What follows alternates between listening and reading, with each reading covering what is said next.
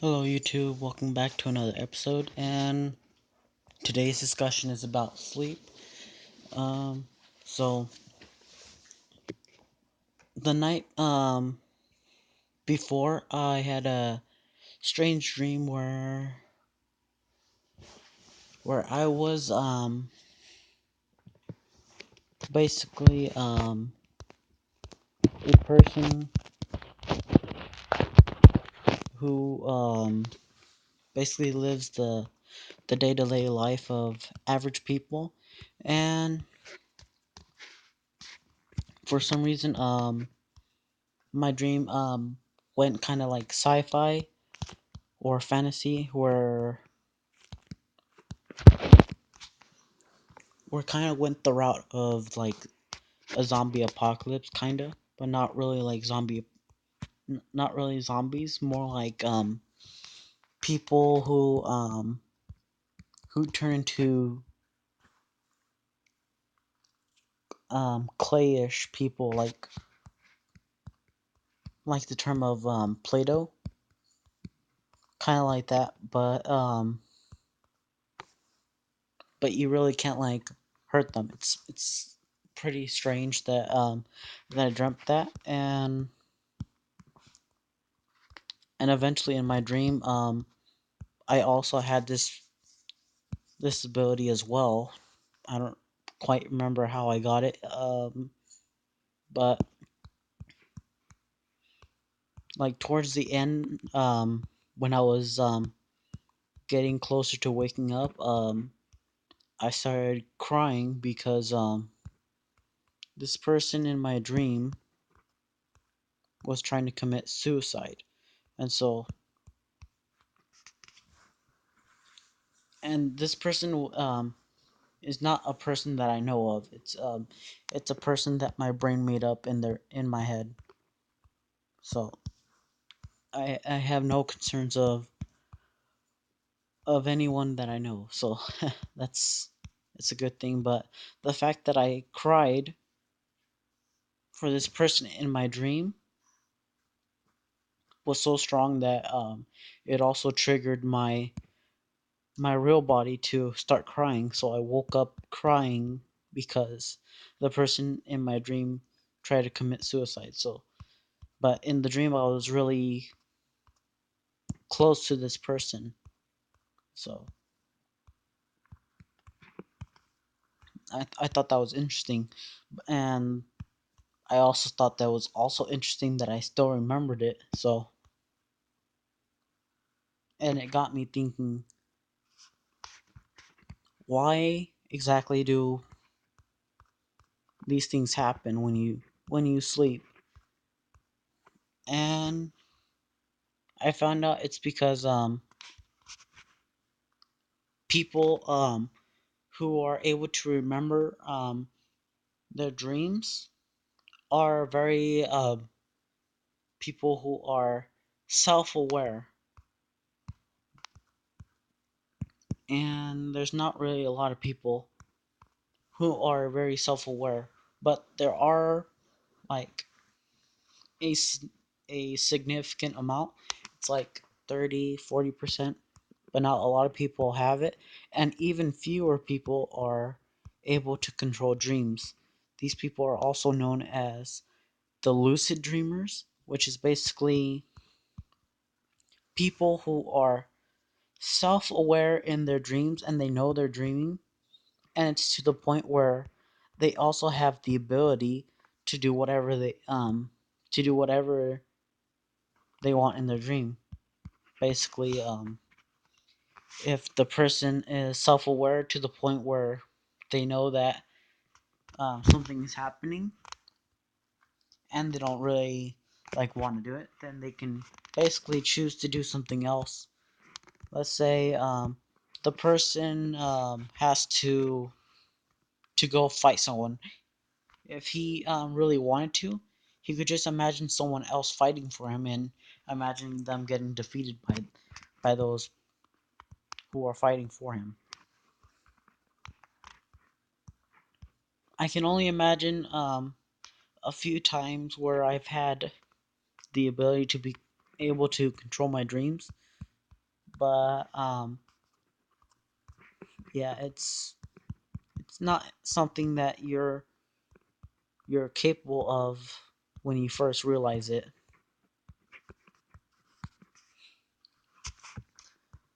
And some people also are able to do this while they have nightmares. So, and this was also one of the times where I was able to do my my lucid dream, and it went from being a nightmare to a better dream.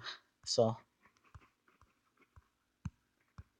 but there's only like two times where it happened that I can recall. I might have been able to do a few when I was younger, like a kid, but I really don't remember a lot of the dreams that I've had in the past. But if I were to be at that age where let's say I had a dream when I was 6 years old, and I was 6 year old at the time, I would remember it like it was yesterday. But it would disappear as time goes on, like a faded memory.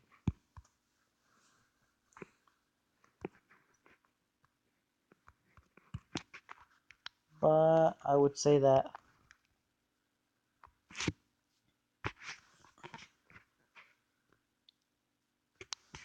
I do have some ability to become a lucid dreamer. I just don't like fully have control over it sometimes, or most of the time.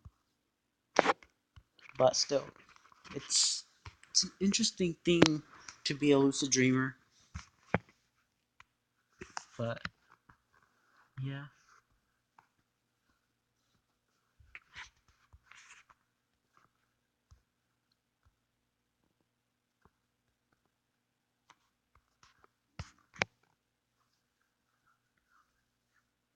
and also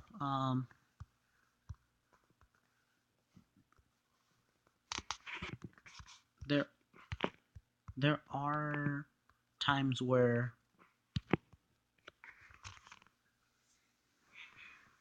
they can be triggered by just simply the fact that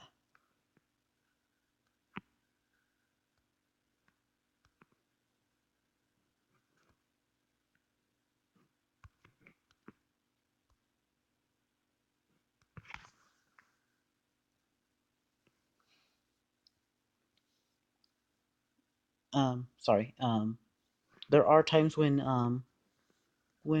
it can be triggered because things are not making that much sense in your dream, so you just tend to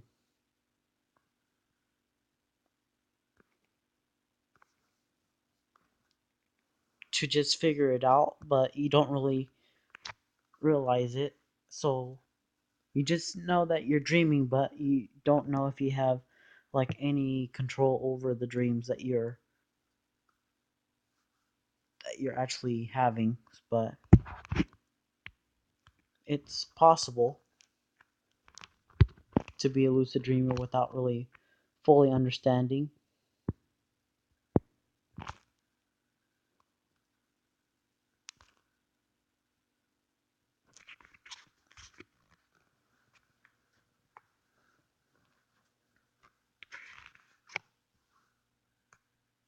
Mm.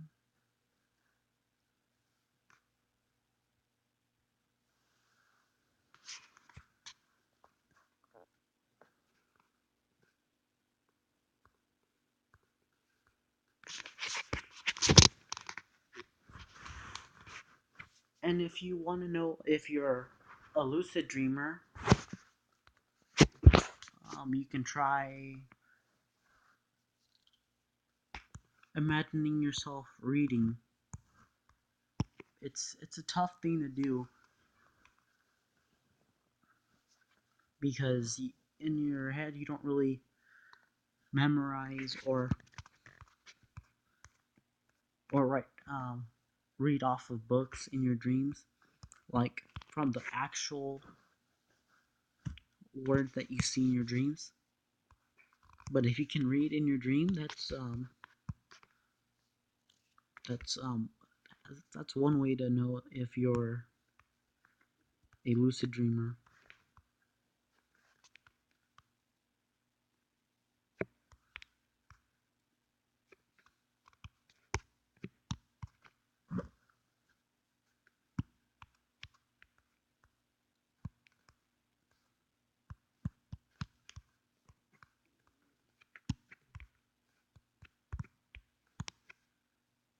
Hmm.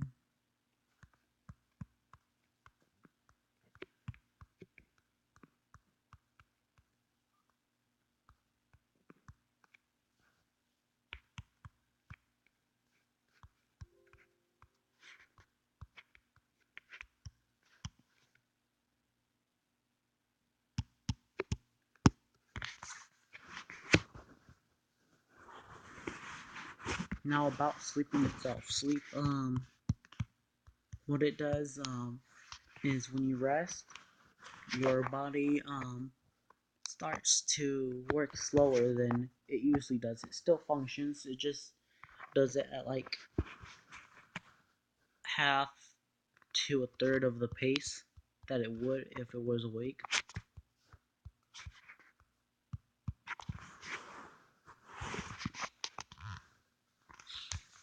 And when it does this, it gives your body the time to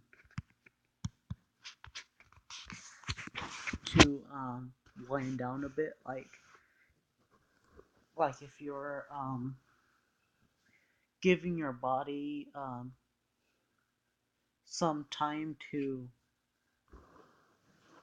half ass basically. And so when this happens, your body is able to start having effects around your organs and your skin as well, your tissues and stuff like that. And this is why people say that you need more sleep to get beauty sleep. Or no, it's I need to get my beauty sleep. That they are referring to skincare when it's related to sleep, because when you sleep it rejuvenizes your skin so that way you look younger. And so that's why people call beauty sleep for that reason.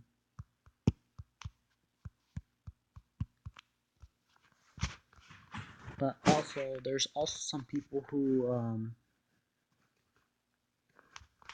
who can function with minimal sleep than the required 9 hours of sleep, which which is actually half of a life. People don't really need 9 hours of sleep. It's recommended to the majority, but there's also people who can function under even less hours of sleep.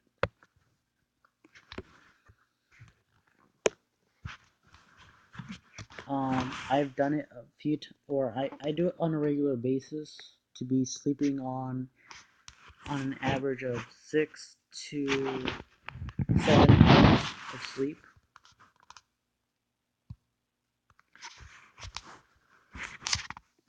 I wouldn't say that it's a healthy habit for me to do, but it's basically how I live my life. I do stay up late a lot doing just random things to just keep me up, but other times it's just the fact that I really can't sleep.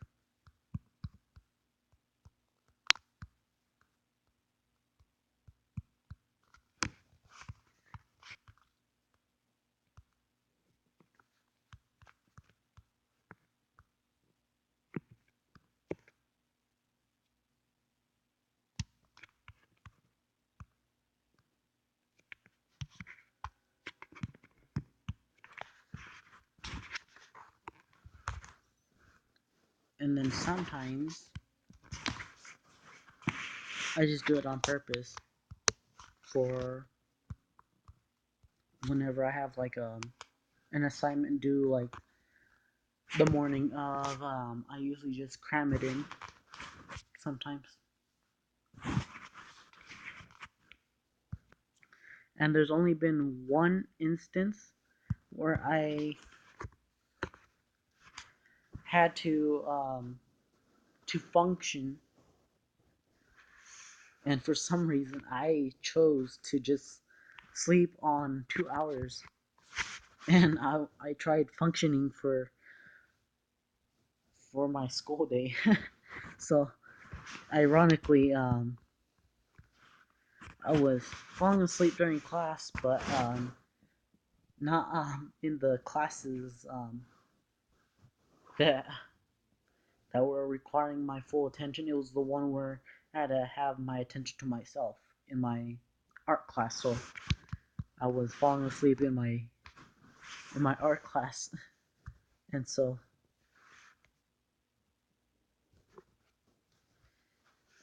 I took like maybe like a shut eye for like 30 seconds, and then I woke up back into my class. But I was still fighting it because I didn't want to fall asleep during class, but still. And I also had the nerve to go bug my friend afterwards. I was more energized when I was outside of the school than like sitting on my desk. And so when I got to my friend's house, like I was awake for like a few more hours, and then I just like crashed. And my friend saw that, and so he just left me alone. And so and then I woke up like 2 or 3 hours later. And I'm like, what happened? And then he just told me you fell asleep. So, and it's not the only time that's happened. It's happened where I've gotten like 4 hours of sleep, and then when I'm like at my friend's house, I just like crash. And it's always the same friend too, because he's the really the only one that I can go visit like right after school, just because he doesn't live far from the school that we went to, and so all my other friends kind of like live out of town where we went to school, and so getting there would have been a hassle, probably a 2 hour walk maybe, but still. Man, it's it's very interesting when you think about how much sleep you get and then how much you're able to function. The fact that I was I only did it one time, but I was able to function in school with only 2 hours.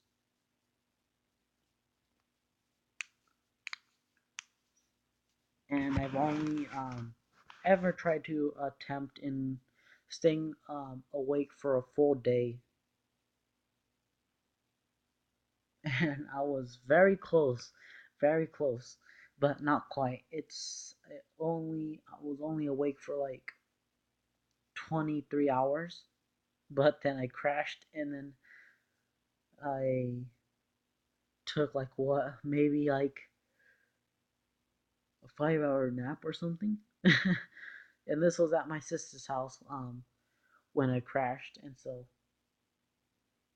but but earlier I was just like hanging out with my sister's friend because we were at their apartment, my sister's friend's apartment. So but my sister took me along with her. This was when I was like maybe like 12 years old, 12 or 11 years old. So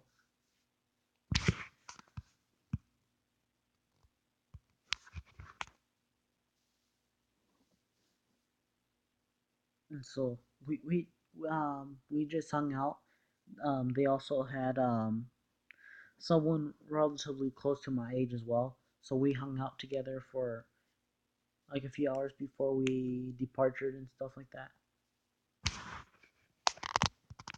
But still, um, yeah, I've been a real night owl as a kid. I think the first time I stayed up late was when I was like in elementary, where I had like a bedtime, but I refused to fall asleep like at that bedtime, and so it just became a habit for me to just not sleep when I'm supposed to sleep, which is a bad habit to make if you have to sleep at a specific time.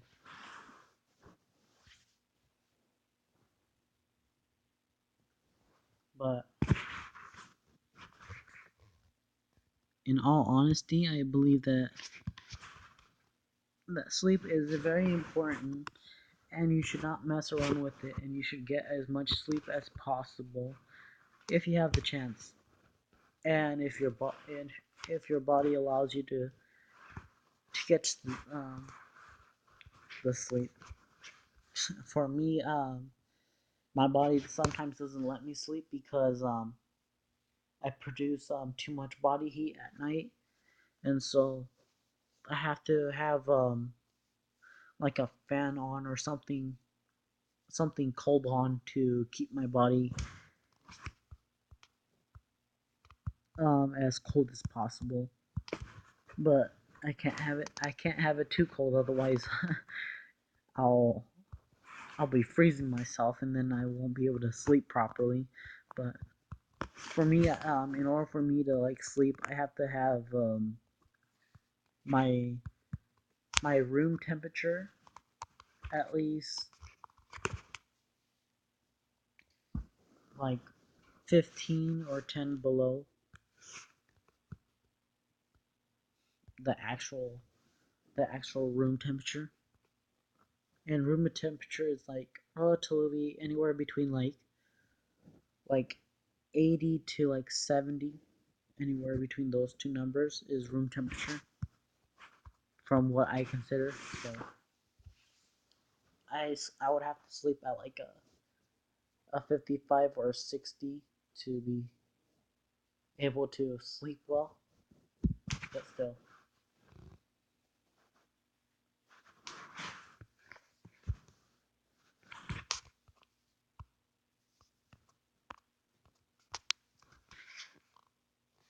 But if there's anything that you guys should take, is that the way we sleep is also important as well, because we want to make sure that we are in a position where our body can relax. And so if you sleep poorly, your body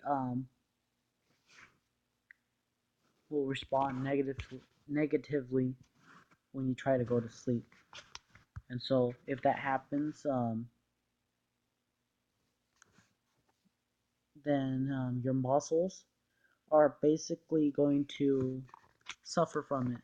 Because I remember this one time where I was sleeping, and basically what happened was I slept on my shoulder, and then my shoulder felt sore when I woke up, and I was like, oh. But sometimes another effect is my muscles feel like they're tearing, like if I just worked out. And so basically what ends up happening is your muscles are in pain because of the way you slept, and so it has to take its time to heal itself from the pain that you're suffering from. And so, and for me, when that happens, it usually takes like a couple hours. By lunchtime, it's usually settled down, but still. So to do a recap of what I've been talking about is take control of your dreams if you're a lucid dreamer, sleep well, and be in a right position to be able to sleep well. So that is all that I got today, and hopefully I'll see you guys next time in the next video. Alright?